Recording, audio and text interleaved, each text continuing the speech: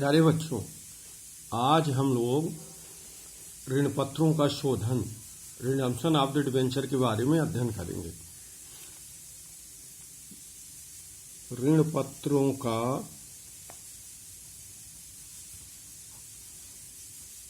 शोधन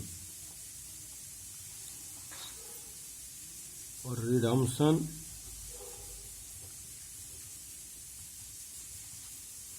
of debenture. सबसे पहले ये जान लें कि रिडम्पशन ऑफ डिबेंचर होता क्या है, अर्थात ऋण पत्रों का शोधन क्या होता है। तो ऋण पत्रों के शोधन से तात्पर्य ऋण पत्रों की राशि के भुगतान से है, अर्थात कंपनी अपने ऋण पत्रों को वापस ले लेती है और ऋण पत्रधारी को उसकी रकम को लौटा देती है। इसी को ऋण पत्रों का शोधन कहा जाता है। तो लिख करके बता देता हूं, कंपनी द्वारा अपने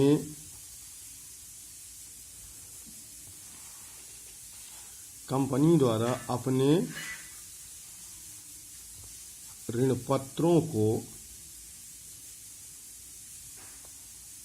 ऋण पत्र धारियों से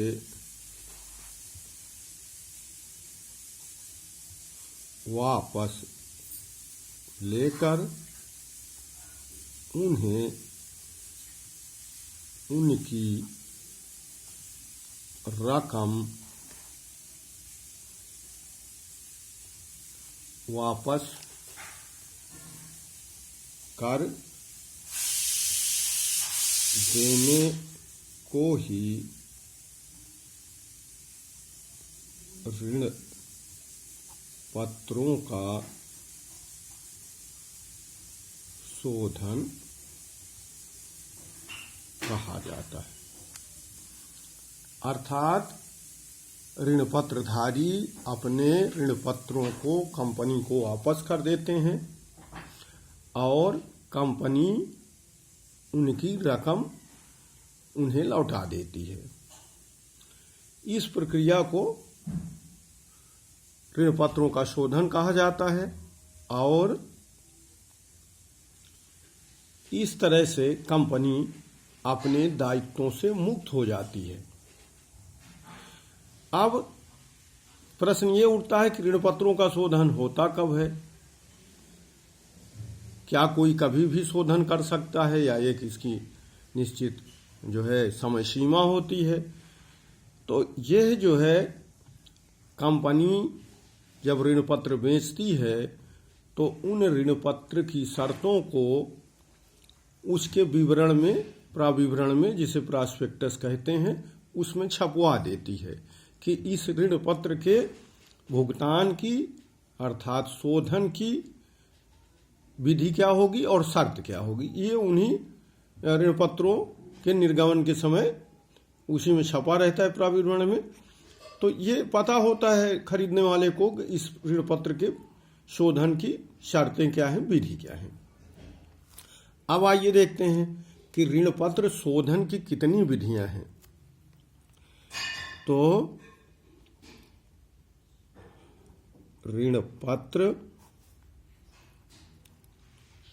शोधन की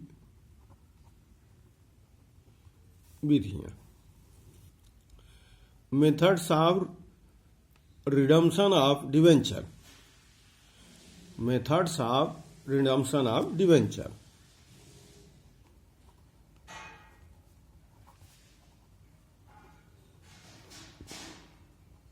रिडम्पशन ऑफ डिबेंचर, ये कुल मिलाकर के 6-7 विधियां हैं ऋण पत्रों के शोधन की। आइए उनको एक एक करके हम लोग देखते हैं। पहली विधि है,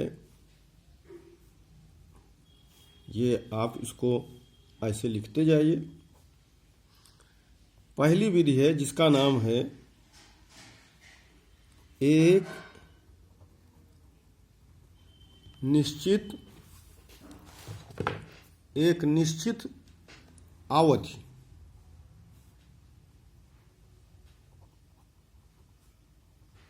के बाद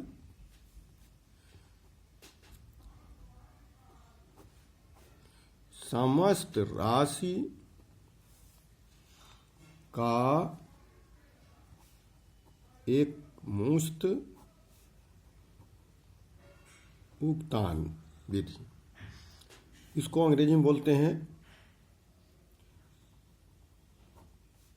lump sum payment at the end of stipulated period।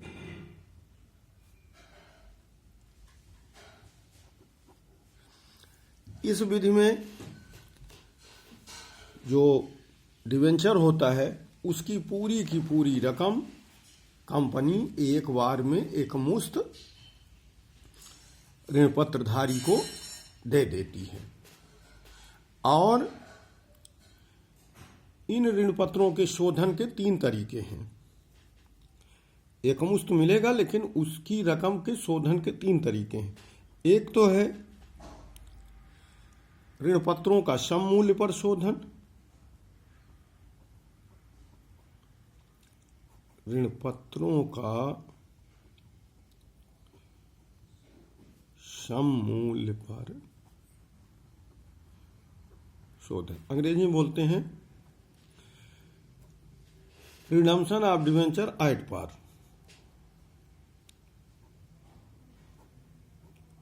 Redemption of debenture at par. और दूसरी विधि है इसमें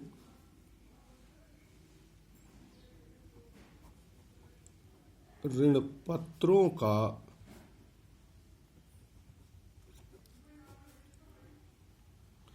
कटौती मूल्य पर शोधन। ऋण पत्रों का कटौती मूल्य पर शोधन, redemption of debenture at discount price.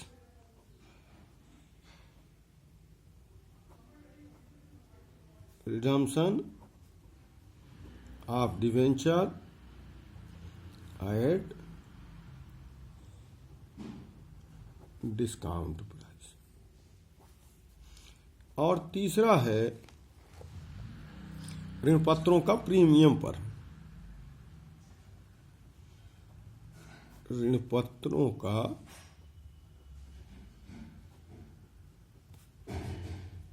Premium पर शोधन। इसको अंग्रेजी में बोलते हैं redemption of debenture at premium price. तो इस तरह से इनको एकमुश्त रकम जो है सममूल्य पर भी दिया जा सकता है, कटौती करके दिया जा सकता है और प्रीमियम पर दिया जा सकता है। इनकी सबकी एंट्रियां अलग अलग होंगी, जो कभी हम विस्तार से अलग अलग इसका अध्ययन करेंगे तो उसमें सीखेंगे। आइए अब दूसरी विधि के बारे में अध्ययन करते हैं। दूसरी विधि है, इसको बोलते हैं वार्षिक आहरण द्वारा शोधन। इस विधि का नाम है वार्षिक आहरण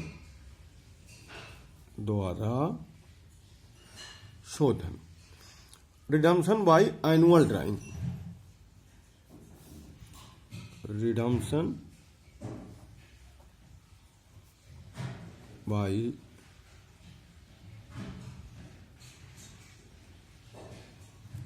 एनुअल ड्राइंग। इस विधि में पूरी रकम, जैसे आपने उधर ऊपर वाली विधि में देखा, उसमें पूरी की पूरी रकम डिवेंचर होल्डर को एक ही बार में भुगतान कर दी जाती है। लेकिन इस विधि में उस का भुगतान किस्तों में करती है कंपनी, एकमुश्त ना करके किस्तों में करती है। इस विधि में, वार्षिक आहरण विधि में भुगतान जो है वो किस्तों में किया जाता है। तीसरा, लाभ में से ऋण पत्रों का शोधन।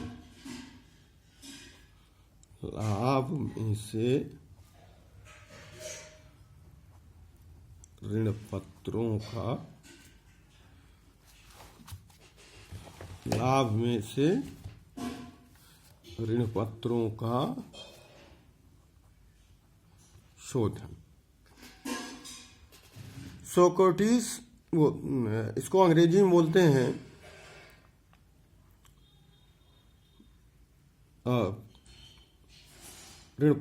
लाभ में से रिडम्पशन बाई प्रॉफिट। अब इसका नियम ये है कि इसमें जो कंपनी के लाभ होते हैं, कंपनी लाभ में से जो लाभांश निकालती है उनमें से ही इसका भुगतान किया जा सकता है, अर्थात पूंजी में से इसका भुगतान नहीं किया जा सकता, क्योंकि दो तरीके हैं भुगतान के, या तो पूंजी में से भुगतान किया जाए या तो लाभ में से किया जाए।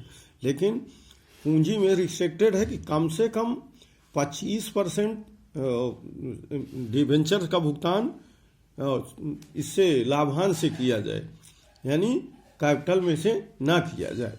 तो इसमें टोटली रिस्ट्रिक्टेड है कि आप जो है ऋण पत्रों का भुगतान या शोधन लाभ में से ही करेंगे, पूंजी में से नहीं करेंगे, और सेबी के नियमों का पालन करेंगे। जैसा कि आप जानते होंगे सेबी, SEBI, सेबी एक जो है संस्था है, इसका पूरा नाम है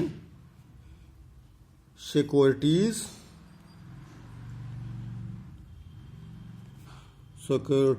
एक्सचेंज,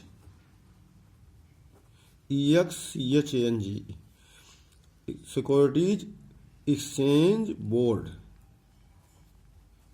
ऑफ इंडिया। इसको हिंदी में कहते हैं भारतीय प्रतिभूति एवं विनिमय बोर्ड। इसने कुछ गाइडलाइंस जारी किए हैं और उन गाइडलाइंस का पालन करते हुए लाभों में से ऋण पत्रों का शोधन किया जाएगा। वो गाइडलाइंस विस्तृत हैं, उनका अध्ययन बाद में हम लोग करेंगे। अब जो चौथी विधि है भुगतान की, वो है अंशों या नए ऋण पत्रों में परिवर्तन द्वारा शोधन, है ना, redemption by conversion into share and new debenture. इसको अंग्रेजी में लिख सकते हैं redemption by conversion into share and new debenture. अर्थात इस विधि में आप जो है पुराने जो ऋण पत्रधारी हैं और उनके जो पुराने ऋण पत्र हैं उनको आप अंशों में अर्थात शेयर में बदल सकते हैं, और यदि ऋण पत्रधारी राजी है, उसकी सहमत है, तो उसको नए डिवेंचर भी दे सकते हैं। अर्थात डिवेंचर होल्डर की सहमति के उपरांत कंपनी उसके डिवेंचर्स को नए डिवेंचर्स में कन्वर्ट कर सकती है और उसको शेयर भी दे सकती है। अब कितने डिवेंचर के बदले कितने शेयर मिलेंगे या कितने डिवेंचर के बदले कितने न्यू डिवेंचर मिलेंगे, इसका एक अनुपात होता है। उस समय का अनुपात होगा, उस अनुपात में कन्वर्ट करके और उतने रुपये जितने बनेंगे उसका डिवेंचर अलाट कर दिए जाएंगे या उतने शेयर अलाट कर दिए जाएंगे। ये अलग बात है, इसको फिर कभी हम लोग चर्चा करेंगे। पांचवी विधि है खुले बाजार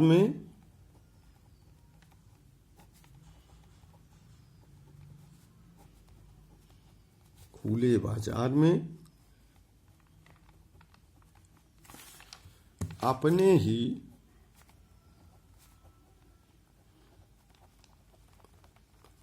ऋण पत्रों को क्रय करके, redemption by purchase of own debenture, redemption by purchase of own debenture in the open market. Redemption by purchase of own debenture in the open market, अर्थात कंपनी अपने ही अंशों को मार्केट में खरीद सकती है। अर्थात कंपनी अपने ही अंशों को मार्केट में तब खरीदती है जब डिवेंचर का मार्केट का रेट कम होता है, उनके जो अंकित मूल्य हैं उनसे डिवेंचर का मार्केट मूल्य कम हो जाता है तो कंपनी खरीद लेती है। लेकिन शर्त ये है कि कंपनी को ऐसा करने के लिए उसके नियमावली में लिखा होना चाहिए, अगर ऐसा नहीं है तो फिर वो नहीं कर पाएंगे। अब नेक्स्ट विधि है कंपनी की इच्छा अनुसार शोधन, 60वीं विधि।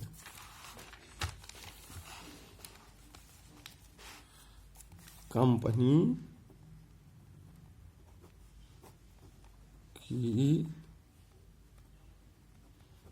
इच्छा अनुसार शोधन, redemption by the option of the company, redemption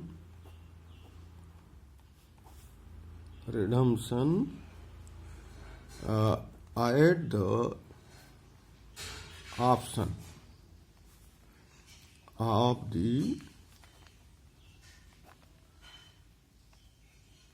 company, अर्थात इस विधि में कंपनी की जब इच्छा होगी तो वो ऋण पत्रों का शोधन कर देगी, लेकिन शर्त यह है कि उसका उल्लेख ऋण पत्रों के निर्गमन समय उसमें होना चाहिए। और 7वीं तथा अंतिम विधि है ऋण पत्रों का शोधन कोष द्वारा, ऋण पत्र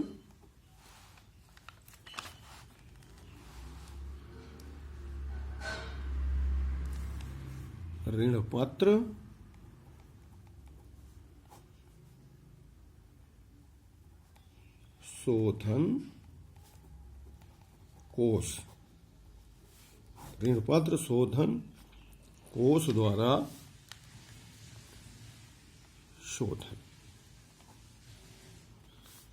इस विधि में कंपनी ऋण पत्रों के शोधन के लिए, भुगतान के लिए एक ऋण पत्र कोष का निर्माण करती है, जिसे सिंकिंग फंड अकाउंट या डिवेंचर रिडम्पशन फंड कहा जाता है। डिवेंचर रिडम्पशन फंड या सिंकिंग फंड कहा जाता है। और इस सिंकिंग फंड से कंपनी अपने दायित्वों का निर्वहन करती है, भुगतान करती है, और इस काम के लिए वो 3 विधियों का इस्तेमाल करती है। नंबर 1 को बोलते हैं संचयी कोष,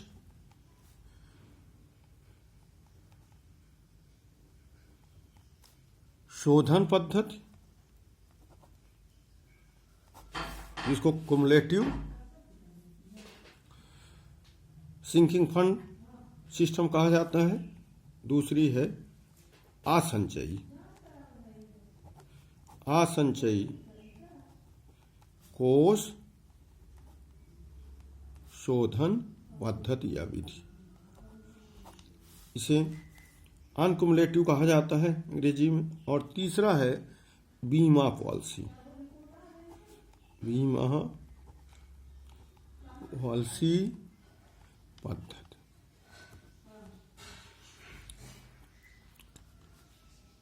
इसको बोलते हैं इंश्योरेंस पॉलिसी मेथड। और इन 3 विधियों से हम लोग ऋण पत्रों का शोधन कर सकते हैं। संचयी कोष क्या है? एक कोष का निर्माण करते हैं और उस कोष को कहीं विनियोग कर देते हैं और उस पर जो ब्याज मिलता है उसको भी विनियोग कर देते हैं। और जब शोधन करना होता है किसी डिवेंचर का तो उससे पैसे निकालकर उसका भुगतान कर देते हैं। असंचयी कोष शोधन कोष पद्धति क्या है?